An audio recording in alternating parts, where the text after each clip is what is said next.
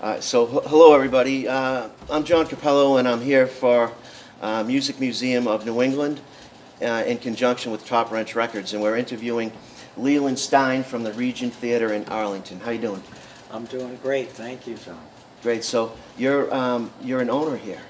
Yes, I'm a co-owner of the Regent Theatre business. We Sure. are part of this building, and a good friend of ours, Gary Adelson, owns the Regent Theatre building. In fact, purchased it 20 years ago next month, this August. And you have an event. Yeah, so we have, my partner, Rick Stavros, and I run the theater. Sure. And then, in this building, there's a restaurant, there's studios upstairs, we've got musicians rehearsing up there. We've got an underground facility, which is sort of a black box theater and dance studio right below here. Now, what do you mean by black box? Well, that's a kind of a theater term for something that's like a small theater, flexible space. Sure. And, the capacity is about 100 down there, whereas this is close to 500. So that's a space we've been developing over time. Back in the day, in the 1940s, this was called Arlington's Resort. Oh, was it? So you'd have the theater and movies upstairs, Yeah. and then downstairs you got bowling and Right, I read that. billiards and A bowling alley, huh? and That's so it was cool. like a destination spot, up and down. So anyway, yeah, we're right here, smack in the middle of Arlington Center since 1916. Nice. So tell us about yourself. How did you become? You've been here for 20 years, right? As an owner. Yeah, I mean, not as an owner to begin with, but gradually over time as I assume more and more responsibility here. But my path to the Regent Theatre was through the music business. I've done a lot of different things in the music business, just about everything except actually be a musician. Although I've been known to play a good air guitar. There you go. But anyway, I managed an independent record store in the 80s called Rocket Records. It's Saugus, and then we opened a store in Nashua, New Hampshire. Right. And then in the 90s, I worked for Rounder Records. Right, I did read they that, were sure. Down in Cambridge, not too far from here, down Mass Ave. Mm. And then at the end of the 90s, and during the .com internet boom, I was like, I can look to see what else is out there. And I left Rounder and worked for some startups and got laid off, and it was like, what do I do now? I opened the Arlington Advocate, and I say, Jesus, guy just bought the Regent Theatre building. Maybe I can help them out. Sure. I sent an email, and I said, I think I can help you do some marketing. And he said, well, come on down, we'll talk. Nice. Next thing you know, it's 20 years later, and I haven't budged. Yeah. So now, back to Rounder. Were you there when they had signed the Shield Divine? It was like mid-90s, I think. The Sheila Divine? Yeah, maybe. That might have been just Earlier? afterwards. Yeah. I mean, during the heyday, when I was at Rounder was when, Alison Krauss came to the forefront. She was like a fiddle prodigy, 14 years old. Yeah. And then during the time I was there, she developed her voice. And whereas George Thorogood was the Rounder's first gold record, that was way earlier. Oh, no kidding. And then when I was at Rounder, right here in Cambridge. yeah, and Alison Krauss's, I forget which record it was that went double platinum, 1 million sold, I guess, or whatever. How double cool is that, platinum right? was. And the company said, where would you like to, how do you want to celebrate? And she said, let's go bowling. So we went down to Lanes and Games on Route 2 and at the Alewife, which is no longer there. By the Sous Chalet and we Faces, had right? a party with custom bowling shirts. So awesome. But yeah, so the music industry sort of went down the tubes in a sense at the end of the century or the millennium when everything went digital. Right. So it was like, wow, I never done anything in theater or performing arts center. Sure. But it was still entertainment and still involving music, so it made sense. Right, right. Were you A&R over there? I had two roles. My first half of the 90s, I did marketing for their mail order catalog called the Record Roundup. Right. So it was not just Rounders labels, but they were a huge distributor of other independent labels. And it was like a magazine where we wrote the reviews and sold. And then in 1995, there was a transition, and they were kind of merging the catalog into the marketing department, but they liked me, wanted to keep me on, and I ended up heading up their international sales department. Oh, so nice. that was a lot of fun. I dealt with distributors and record companies in Japan, Australia, They were a pretty big company, weren't they? New Zealand. Oh yeah, they were the biggest at the time, the biggest independent record company in the world. And actually, last year during the pandemic was their 50th anniversary. They started in 1970.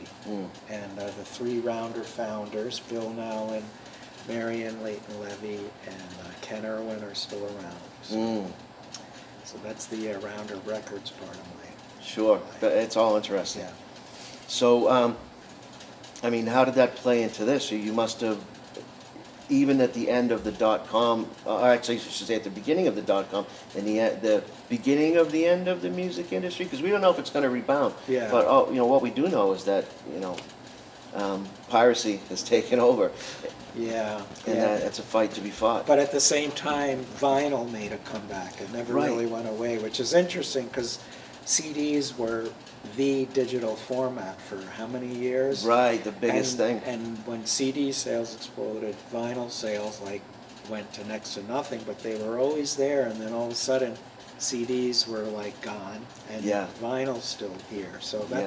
that's kind of a cool thing for those of us that Yeah. grew up listening to 45s and Yeah. LPs and such. But yeah, it was the interesting thing about this place is Gary, who I mentioned owns the building, he was a musician. He's a drummer, and Okay. during the time when he bought the theater, he was in real estate, right? But his passion was music. He was a drummer, and there was this jump blues revival during that time.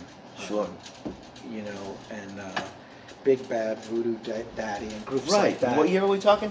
1999, 2000, yeah. 2001. Right. Around right.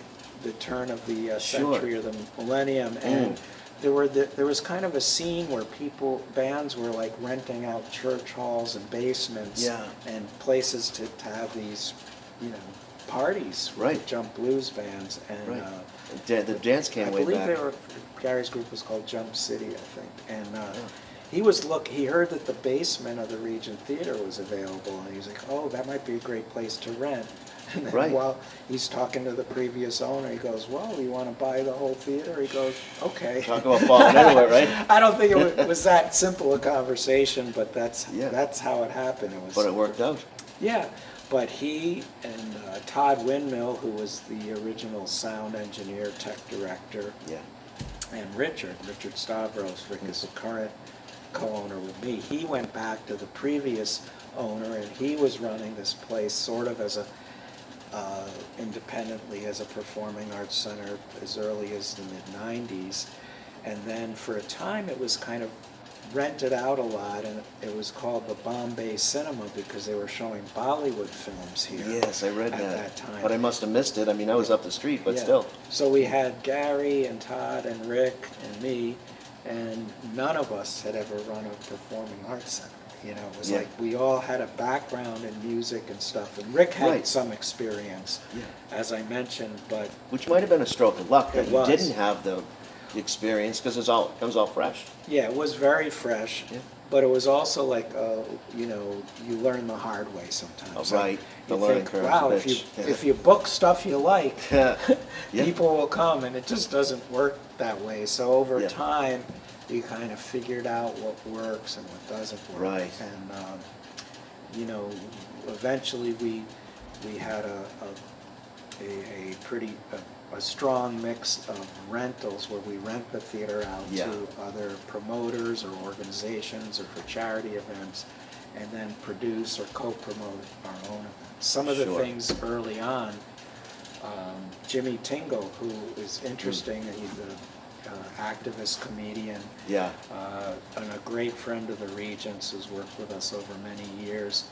He really helped get it, well, first of all, in backtrack a little bit, Gary had mentioned bought the theater in August of 2001. 9/11 happened, which was Right. obviously Right away, the man. worst, awful Yeah. tragedy you can imagine for the people involved and loss of life and the families. Yeah.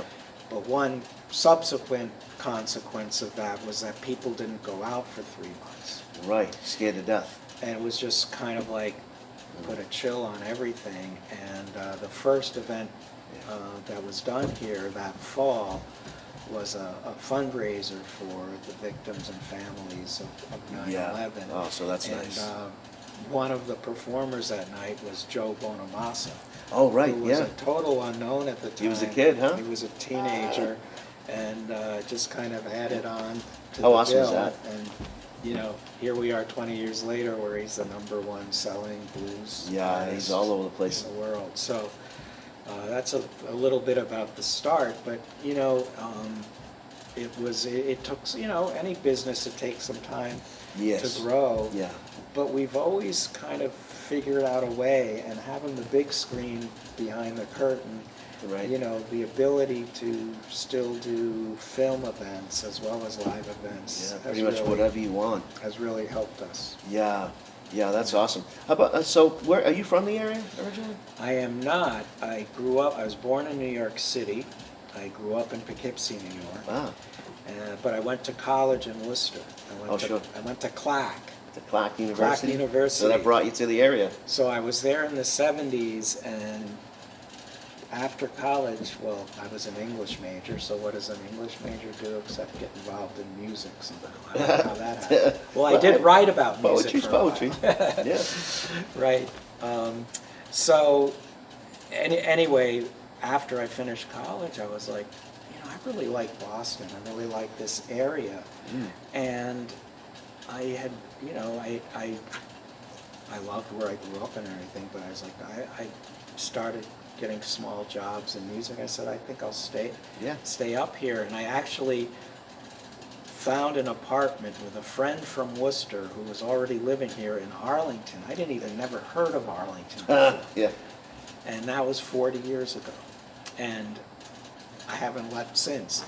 At that time, Arlington was like one of those, the blue laws were still in effect. Sure. There was 2 or 3 restaurants that had alcohol. There were no Yeah. packaged liquor stores. Mm-hmm. There were no, you couldn't go sit and have a drink in a restaurant. Right. Some towns are still like that. The streets roll Yeah, up at and 8 and o'clock. over time, at that time, it was pretty dead. I mean, I always think all the businesses had like, parlor after it. You'd have a pizza parlor, funeral parlor, nail parlor. And that's about it for what Arlington had. But once they loosened the liquor laws, it was a burgeoning restaurant scene. Right, blossom. And really blossomed. And it also, became a good opportunity to be jump-starting the Regent Theatre and a performing arts center, and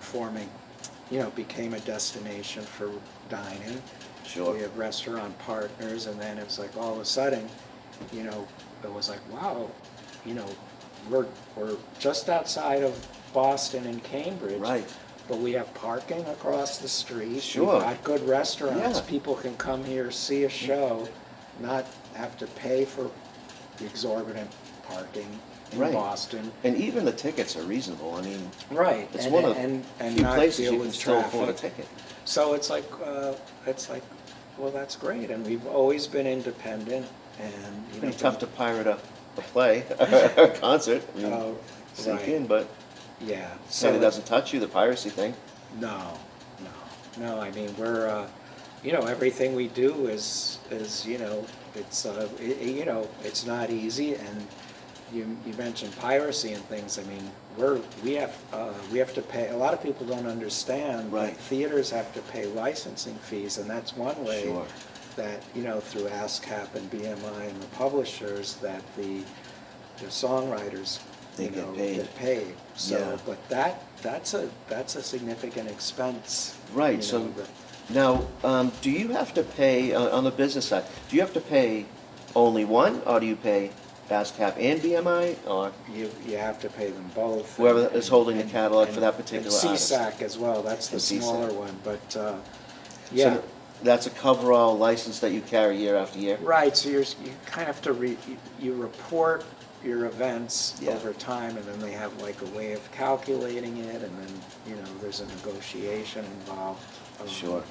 But, you know, we manage, and that's, you know, that's one aspect of the business that Yeah. Memphis has many aspects, of course, to get taken care of to make a show go on. Yeah, well, like I was saying earlier, I mean, this started out as an interview. Yeah. Harry Sandler asked me, he said, would you like to interview Leland Stein from the Regent Theatre? And I said, yeah, sure. So that brought me here. But of course, you know, as you think about the theater business, this could be a series. That's why I mentioned earlier. This could be a series because there, you know, people are interested in how do you run it? How do you do that? There's kids coming up the ladder all the time. Yep. And, you know, they're going through, just in high school, they wanted to do a play, but they couldn't do it Right. because of the licensing and so on Sure. and so forth. So you have all these new kids, and that are very interested in how does a theater run, Right. and so more importantly, like, so Yeah. you just hit a major bump in the road with the pandemic. How did you guys survive that? I did catch a show Yeah. on the internet, but I mean that must Yeah. have been very scary for you for a little bit, huh? Yeah, well, it was it was a challenge for everybody, but some of the things that, you know, we had,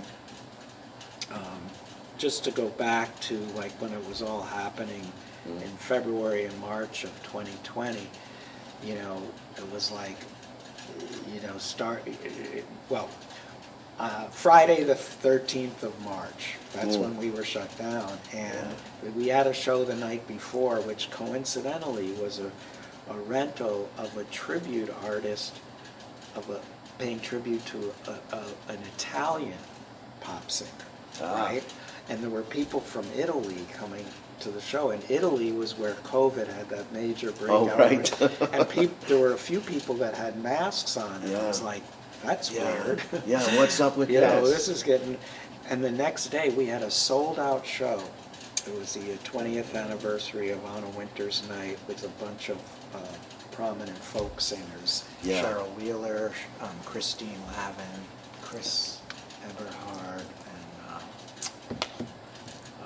Patty Larkin. I'm trying to remember now. Yeah. And I remember that day we were like the agents.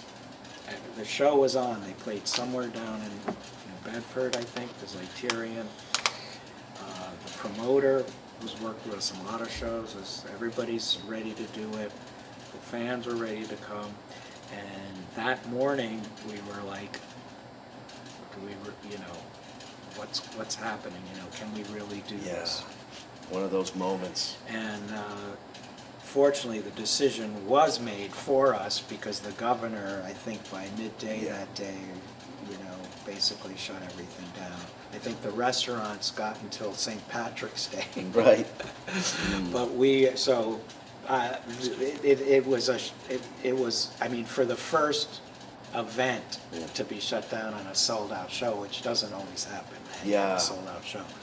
But then it was nobody knew how long this would go on, so it was right. like, okay, maybe a few weeks, and then it was like maybe a few months, and it's like the challenge of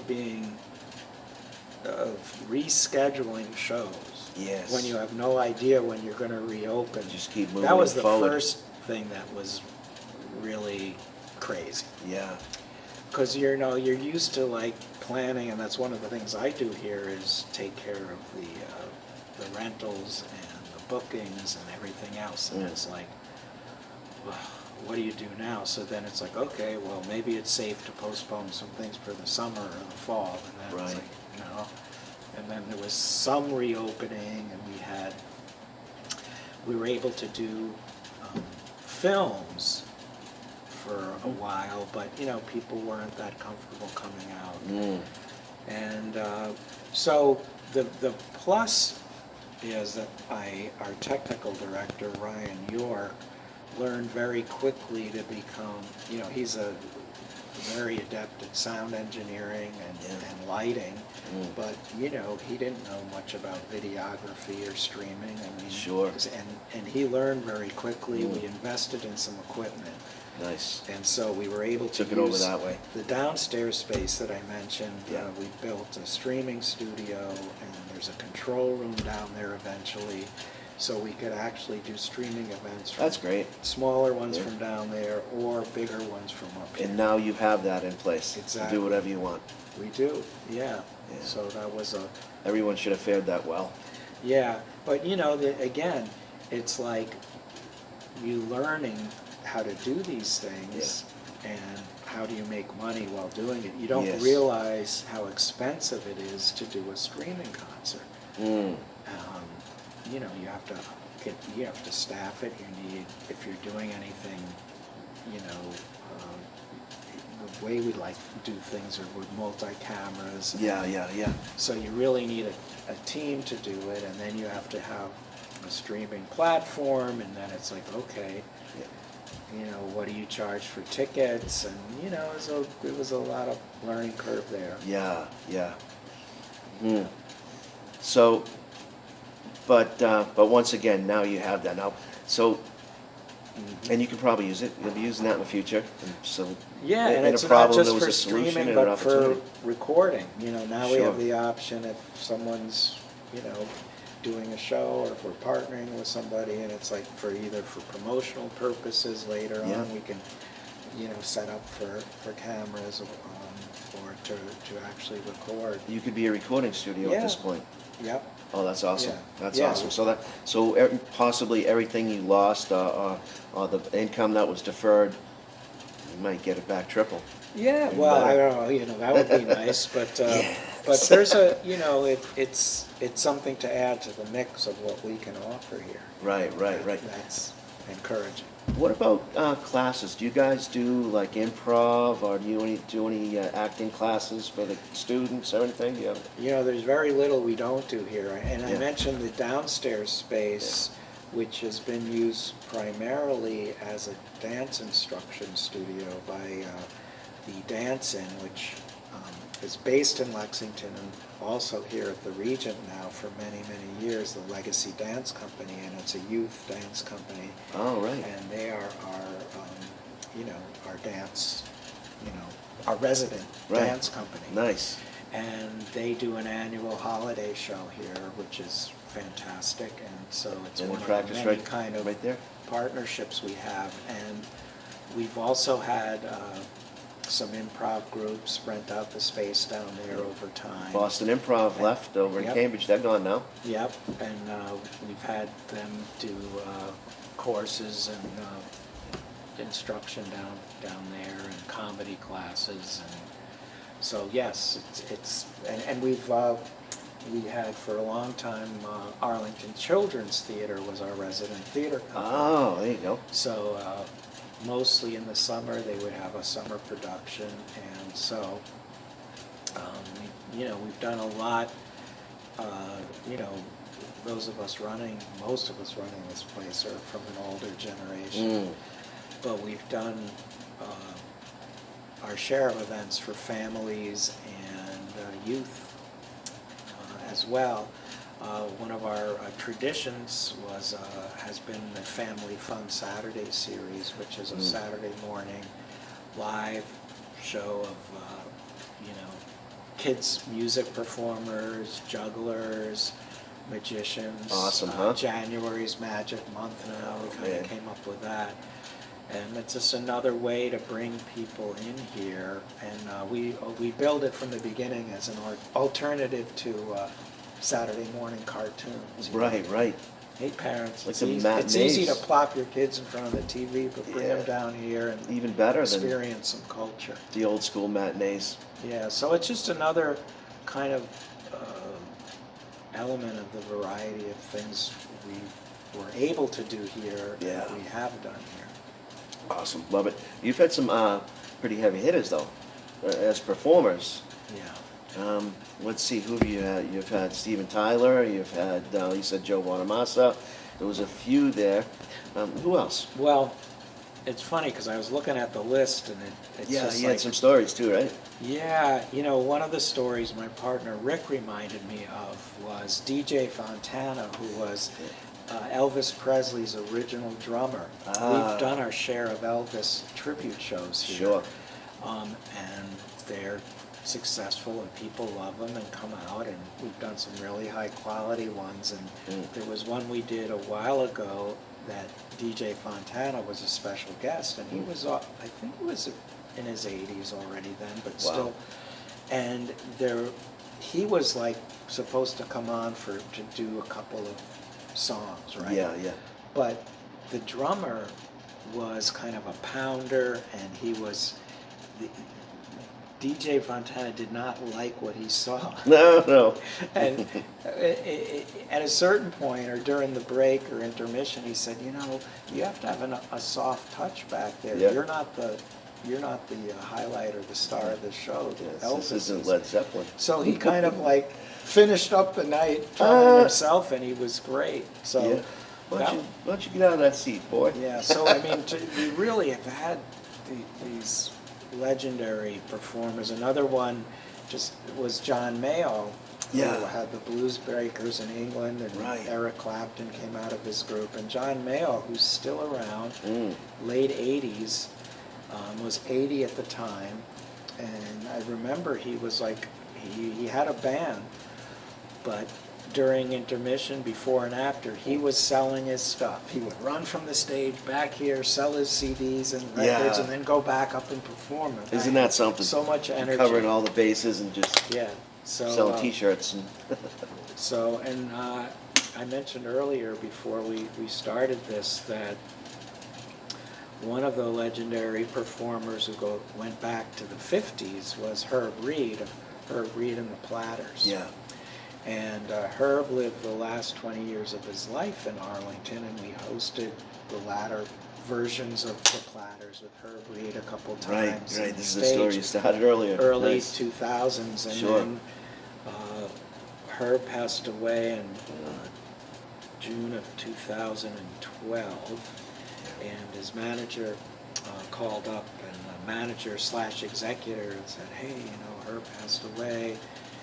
We're looking for a venue to do a service, like a memorial service. Are you free? Is your venue, is the Regent free next Saturday?" And somehow we were free.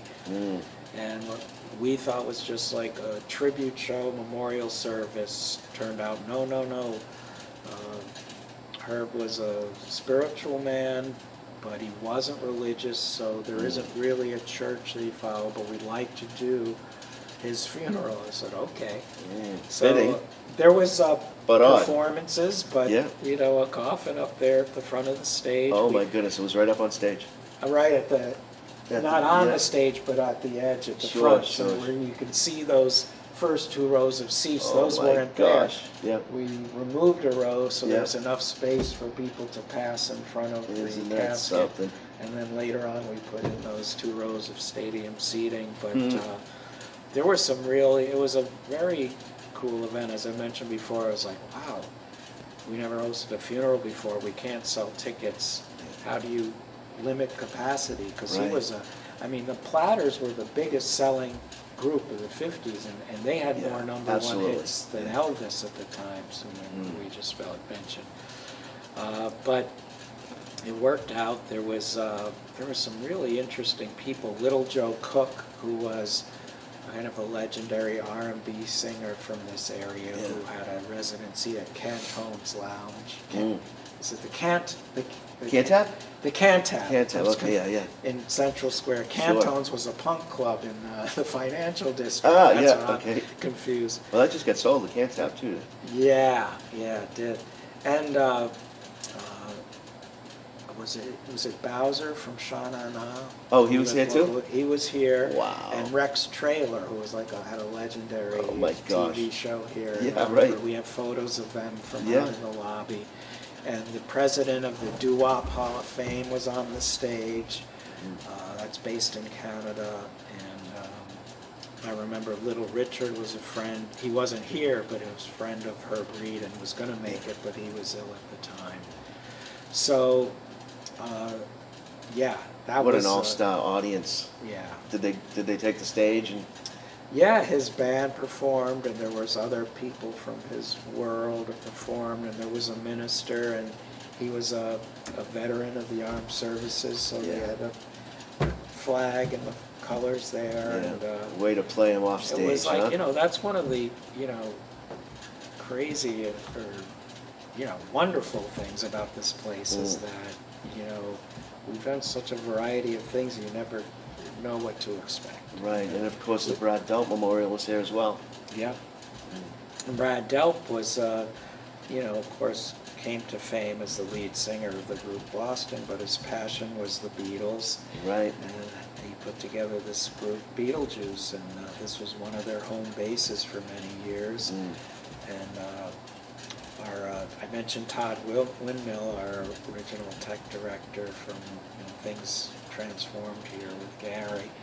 And Todd was great friends, and Beetlejuice's sound engineer wherever they went. Todd subsequently, another story, ended up doing sound for the Conan O'Brien show. Oh. And now is doing his thing for Warner Brothers out in Hollywood. But Brad, for those that weren't fortunate enough to see Beetlejuice when Brad was with them, I mean, he did the Paul McCartney songs, the George Harrison songs, John Lennon, he did it all. His voice was incredible. He was so passionate, and he'd sit up there on the stage after the shows and just talk to people all night. Very personable. No ego there. No. And, that was one of the great kind of relationships we established, some things that we did over time. And, What a spot. That's great. Yeah. That's great, man. Congratulations on that. Yeah. Just to be privy to all of this, all the people and the biz, and just, that's awesome. Yeah, I'm glad you're having a record of it now. Yes, now we got to have it up on mm1.org and Top Wrench Records. And so, how about showing us around a little bit? Yeah, sure. You have time? Yeah, do you want to hear about a few other groups while I'm thinking of it? Sure, yeah, rattle them off, man. Yeah, we'll have a chance to do this again, I bet. Yeah, too, I hope so. It's like thinking of the British invasion and John Mayall. Yeah. But we had the Zombies when they did, with Rod Argent and Colin Bloomstone here.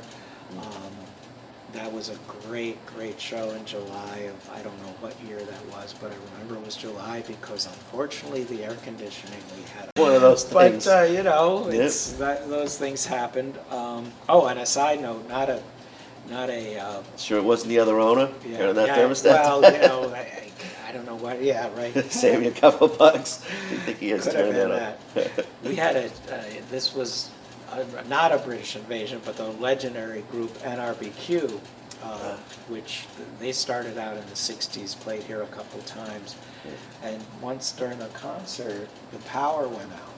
And rather than taking a break or whatever, they just continued to play on all acoustic instruments and a toy piano, did a whole set, and then I think someone had ended up, it wasn't a power outage in the neighborhood, someone had hit a switch backstage or something. Oh no.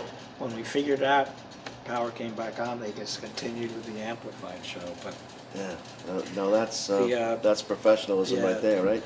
We had the Yardbirds a couple of times. Wow. One time had Topham, who was one of their original guitarists before Jeff Beck and Jimmy Page and Eric Clapton. And the second time we had Johnny A, who's performing here this September. Right, he's performing on our so his stage. poster out front. That was an event postponed because of the pandemic several times. He was toured as the Yardbirds guitarist for a while. And so, so we've always had this cool connection with some of the British invasion groups. What a great spot for him. Prog rock groups. Yeah. A group called Nectar performed here. We had Eddie Jobson, who played in a group called UK. And there was a UK reunion. In fact, John Wetton, who was the vocalist at one time for King Crimson, for UK, and for Asia. Oh. Supergroup Asia. Yeah. And he Isn't that something on all and he's since passed away. He performed here as part of UK, and that was great.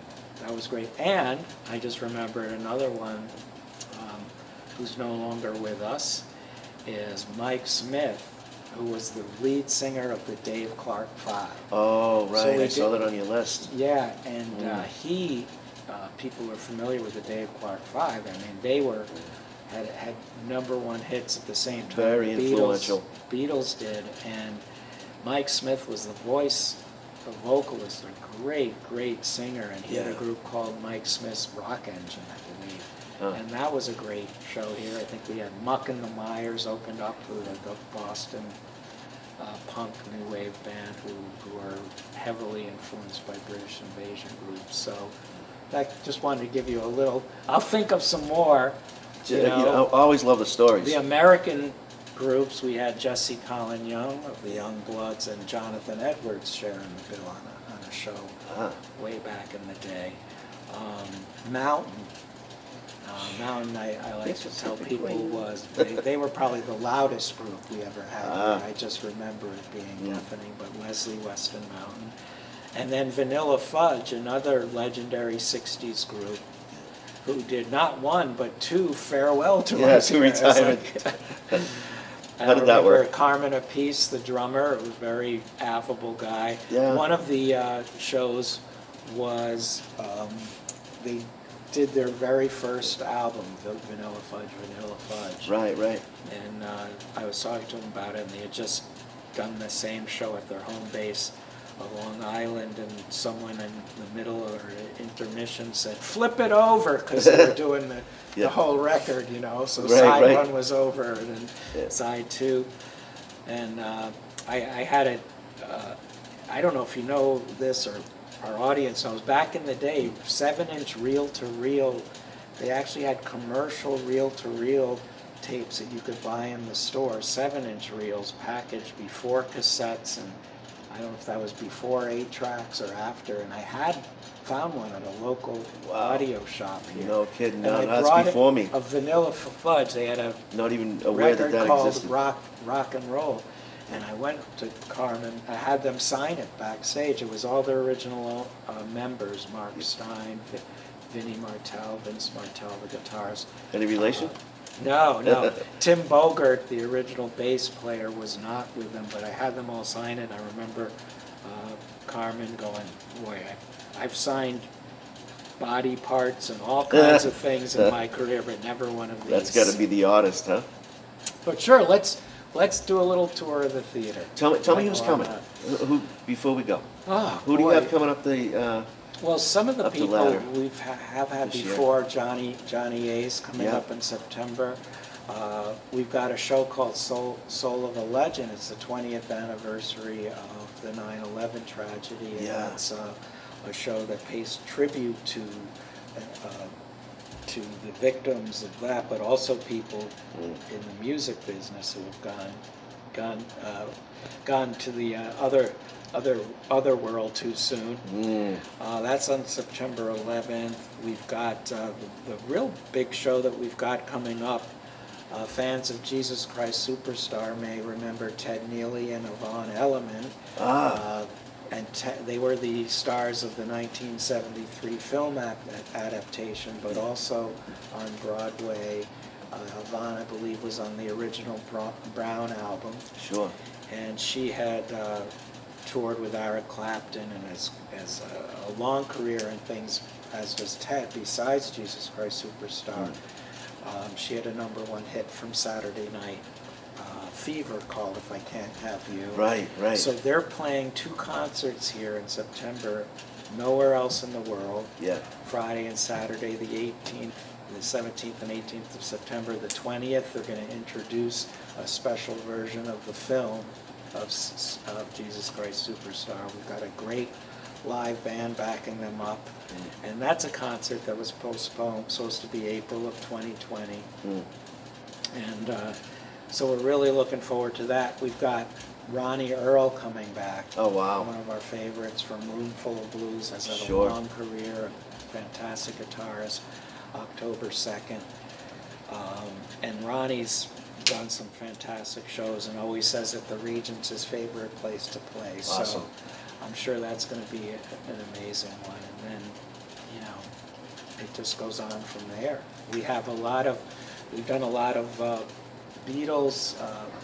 People in this area are familiar with Chachi LaPret. Right.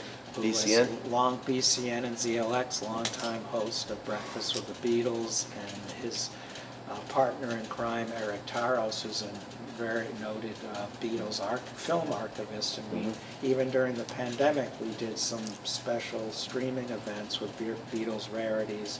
We did one for John Lennon's 80th birthday, and one tied in with George Harrison's birthday earlier this year. And we finally did one in June, our first big post-pandemic show, which was tied in with Paul McCartney's birthday. Oh, all right. We were able to do it on stage here again. Nice. And Full house, people showing up? It wasn't a full house, but we had a couple hundred people, which was there you great. go. The place was buzzing. Awesome. And they're coming back with a Beatles Christmas show, Christmas Nice. rarities in December. And then our house band, we didn't even talk about our house Go band. ahead, I think I know what you're going to say, but The go ahead. Ultrasonic That's Rock right, Orchestra, right. which they've been with us for over 15 I years. auditioned for them over in You did? Powderhouse Square. Wow. In the Well, church. oh, You go into the church, and up the room that they have, you go in, wow. and it's just this big red, it's all painted red, this big red I room. forgot about that. Yeah, so tell me about that. Well, that's they came to us in 2005, and they were, they were looking for a place to produce their version of Jesus Christ Superstar. Oh, okay, so they were going to do it too. They just heard about the region, and they just walked in one day and said, "Hey, we'd like to do a show here." And we said, "Okay." And they were like, "Really?" Ah, And that's sort of how it started. And we did a show with them called A Night at the Rock Opera, which was, Queen. parts of Jesus Christ Superstar, songs from Tommy, Queen. Yeah. And from there, things grew over time, their audience grew over time, their repertoire at first, which was British classic rock. Sure. Then they started adding American classic rock. They did an incredible musical version of Jesus Christ Superstar. Great show. And a show which was recognized by the person who was a huge fan of the show and brought them down to Foxwoods eventually to perform down there. The 50th anniversary of Woodstock in 2019, right? Oh. They did music from Woodstock. So Cool. we missed them, and they haven't been able to perform or even rehearse during the pandemic, but they're going to come back for a show New Year's Eve and Beautiful. New Year's Day. So Oh, that's nice. to put kind of a capstone on our return to live audiences this Right. summer and fall. And there's still time for tickets. Yeah. Well, all right, man. So, hey, thank you very much for this You're interview. welcome. You're going to show us around, huh? Yeah. Beautiful. We'll have a look, a little Awesome. behind the scenes. Here we go.